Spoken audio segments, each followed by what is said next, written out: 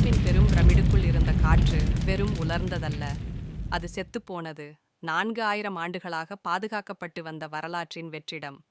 லீனாவின் தலைவிளக்கு இருளை கிழித்தது. அங்கு சுவர்கள் மணற்கற்களால் ஆனவை அல்ல, ஆனால் மெருகூட்டப்பட்ட அப்சிடியன் போன்ற கலவைகளால் ஆனவை. சிக்கலான பாயும் வடிவியல் வடிவங்கள் அவற்றில் செதுக்கப்பட்டிருந்தன. ஹைரோகிளிப்ஸ் உடன் எந்த தொடர்பும் இல்லாத வடிவங்கள்.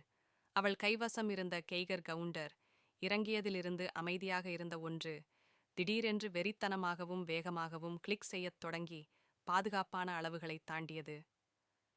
ஜெரிகோ, இதை படிக்கிறாயா? அவள் மெதுவாக கம்யூனிகேட்டரில் கேட்டாள். ஒரு சத்தம். உறுதி, லீனா, பாரிய சக்தி கையொப்பம். இது கதிர்வீச்சு அல்ல, இது வடிவமைக்கப்பட்டிருக்கிறது. சத்தம் ஒரு ஸ்வரத்தை இசைப்பது போல் இருக்கிறது. ஜெரிகோவின் குரல் அழுத்தமாக மேலே இருந்து ஒலித்தது. லீனா ஒரு மூலையை சுற்றி கடந்து அப்படியே நின்றாள். அவளுக்கு முன்னால் அந்த நீண்ட நடைபாதை ஒரு பரந்த அரைக்கோள அறைக்குள் திறந்தது. அதன் மையத்தில் ஒரு சவப்பெட்டி இல்லை, மாறாக ஒரு பிரம்மாண்டமான அமைதியாக முணுமுணுக்கும் சாதனம் இருந்தது. ஒரு படிக மின் மாற்றி, கிறிஸ்டல் டிரான்ஸ்டியூசர். இது 10 கன அடி உயரமுள்ள குறைபாடற்ற ஒளிரும் குவார்ட்ஸின் 12 பக்க முக்கோணப் பட்டகமாகும். அது ஒரு காந்த மெத்தையில் மெதுவாகச் சுழன்று கொண்டிருந்தது. அதிலிருந்து வரும் ஒளி பூமிக்குரிய ஒளி அல்ல. ஒரு தூய்மையான மென்மையான ஊதா மற்றும் ஆழமான அதிர்வுறும் மரகத ஒளி ஆகியவை ஒன்றாகத் திரிந்து ஒரு மென்மையான துடிக்கும் வெள்ளை ஒளியை உருவாக்கின. இது ஒரு கல்லறை அல்ல, இது ஒரு மின் உற்பத்தி நிலையம். லீனா நெருங்கிய போது அவள் காலணிகளுக்கு கீழே உள்ள தளம் கல்லை போல உணரவில்லை. அது கரிமமாக வளைந்து கொடுப்பதாக இருந்தது. டிரான்ஸ்யூசருக்கு மேலே உள்ள ஒரு கல்வெட்டு வடிவமைப்பில் அந்நியமானது, ஆனால் தத்துவார்த்த மொழியியலில் நிபுணத்துவம் பெற்ற அவளது மனதின் பகுதிக்கு எப்படியோ படிக்கக்கூடியதாக இருந்தது. அது ஒளிரத் தொடங்கியது. வெப்பநிலையுடன் தொடர்பில்லாத ஒரு குளிர்ச்சி அவள் முதுகில் இறங்கியது. பண்டைய எகிப்தியர்கள் ஒரு மன்னரின் கல்லறையை கட்டவில்லை, அவர்கள் ஒரு ஒலியியல் இயந்திரத்தை கட்டியிருந்தார்கள். அவர்களின் நாகரிகத்திற்கு முந்தைய ஒரு புத்திசாலித்தனத்தால் விட்டுச் செல்லப்பட்ட ஒரு பிரம்மாண்டமான ஆற்றல் மையத்திற்கான உரை. பிரமிட்டின் எடை, ஓரியன் விண்மீன் கூட்டத்துடன் அதன் துல்லியமான சீரமைப்பு, அதன் வடிவமே பூமியின் ஆற்றல்களை இந்த படிகத்திற்குள் செலுத்த வடிவமைக்கப்பட்ட ஒரு சுருதிமுள், டியூனிங் ஃபோக் ஆகும். திடீரென்று முணுமுணுப்பு தீவிரமடைந்தது. முன்பு இருட்டாக இருந்த அறையின் சுவர்கள் தங்க மற்றும் வெள்ளி நானோவயர்களின் மங்கலான உட்பொதிக்கப்பட்ட சுற்றுகளுடன் ஒளிரத் தொடங்கின. படிகம் அதன் சுழற்சியை விரைவுபடுத்தியது, மேலும் ஊதா மரகத ஒளி பாடத் தொடங்கியது. அது மனித செவிக்கு மிகவும் அதிகமான ஒரு குறிப்பு, ஆனால் எலும்பு மஜ்ஜையில் ஆழமாக உணரப்பட்டது. லீனா தனது தவறை உணர்ந்தாள். இணைப்பு மையத்திற்கு அருகில் தனது உயர் சக்தி வாய்ந்த சென்சார்களை செயல்படுத்துவதன் மூலம் அவள் சாதனத்தை வெறுமனே கண்டுபிடிக்கவில்லை, அதை இயங்கச் செய்துவிட்டாள்.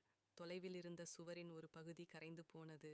அதற்கு பதிலாக சுத்தமான நட்சத்திரங்கள் நிறைந்த கருமை நிறத்தால் தோன்றியது. கல்லுக்குள் இருக்கும் விண்வெளியின் மென்மையான அம்சமற்ற நீள்வட்டம். அந்த திடீர் வெற்றிடத்திலிருந்து அமைதியாகவும் நம்ப முடியாத உயரத்துடனும் நெக்சஸின் முதல் பாதுகாவலர் வெளியேறினார். அது ஒரு அசுரன் அல்ல, அது தூய திடப்படுத்தப்பட்ட ஒளியாலான ஒரு உயிரினம். அதன் வடிவம் சற்று மனிதனை ஒத்திருந்தது, ஆனால் பாலைவனச் சாலையின் மீதுள்ள வெப்பக்காற்று போல அது தொடர்ந்து மாறிக்கொண்டிருந்தது. அது ஆடைகளை அணியவில்லை, அதன் ஆற்றலின் சிக்கலான மாறிக்கொண்டே இருக்கும் வடிவியல் மட்டுமே இருந்தது. அதன் தலை ஒரு பக்கம் சாய்ந்தது, மேலும் லீனா ஒரு சிந்தனையை கேட்டாள். அது அவளுடைய மனதில் மணி ஒலிப்பது போல் தெளிவாக இருந்தது. சுழற்சி உடைந்திருக்கிறது. சூரிய சீரமைப்புக்கு முன் ஏன் நீங்கள் இந்த இயந்திரத்தை எழுப்பினீர்கள்? லீனா தனது கருவிகளை கீழே போட்டுவிட்டு சரணடையும் விதமாக கைகளை உயர்த்தியவாறு ஒரு திகிலூட்டும் உற்சாகமான தெளிவை உணர்ந்தாள். கடவுள்கள் மற்றும் ஆவிகள் பற்றிய கதைகள் அறிவியல் உண்மைகளின் குழப்பமான பதிப்புகளாக இருந்தன. இதுவே அசல் நோக்கம், பூமியின் அதிர்வை ஒழுங்குபடுத்தும் அல்லது அதிகரிக்கும் ஒரு சாதனம். ஒருவேளை அதை குணப்படுத்த, அல்லது ஒருவேளை அதன் தயார் நிலையை சமிக்ஞை செய்ய. எங்களுக்கு தெரியாது. லீனா திணறினாள். அவளது குரல் வியப்பிலும் பயத்திலும் தடித்திருந்தது. நாங்கள் இப்பதான் அதை கண்டுபிடித்தோம். இது ஒரு கல்லறை என்று எங்கள் வரலாறு சொல்கிறது. நீங்கள் பண்டைய அமைதியில் ஒரு இரைச்சல். இருப்பினும் உலகின் உண்மையை உங்கள் தோளில் சுமக்கிறீர்கள். அனைத்து தொடர்புகளும் நின்றுவிட்டன.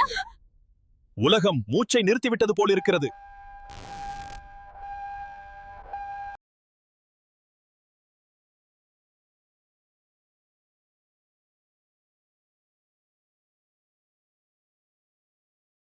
அனைத்து தொடர்புகளும் நின்றுவிட்டன.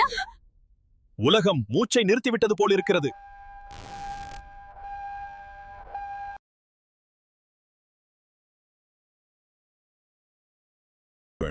இது எச்சரிக்கை இல்லை, இது அழைப்பு. மனிதகுலம் அதை ஏற்க தயாரா? Look, Jericho. We finally found balance. Yes, this is humanity's new dawn. ஒத்திசைவுதான் வாழ்வின் உண்மையான ஆற்றல்.